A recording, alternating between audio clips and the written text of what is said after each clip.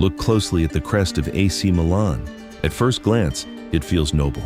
Red, black, a shield built with discipline. But at the center, there is a cross, a sacred symbol, a mark of saints, faith, and purity. So why is this the badge of a club the world calls the Devils? It doesn't make sense. On one side, holiness. On the other, darkness. Most clubs choose one identity. Milan chose both.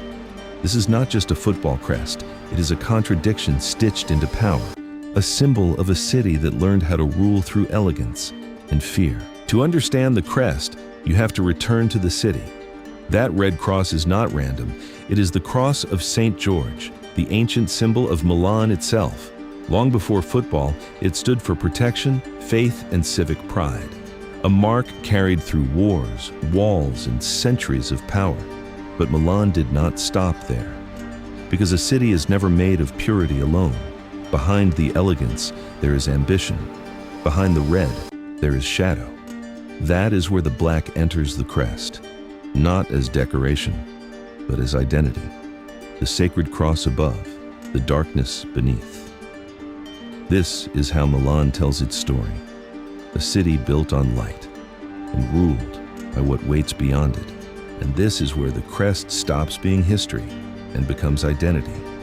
Because the world does not remember Milan for saints, it remembers them for fear. The red and black no longer belong only to the city. They belong to the knights of San Siro, to the smoke, the noise, the feeling that something darker is waiting. This is why they are called the Rossoneri.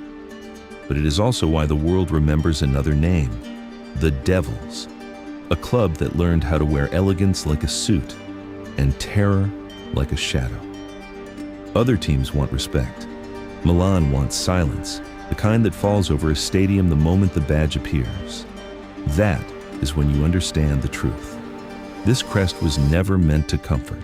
It was meant to intimidate. And this is why the crest still matters. It is not just the symbol of a football club. It is the soul of Milan itself. The cross, the red, the black, history and fear bound together. Every time that badge walks onto the pitch, it carries decades of power with it. European nights, silent stadiums, legends dressed in red and black.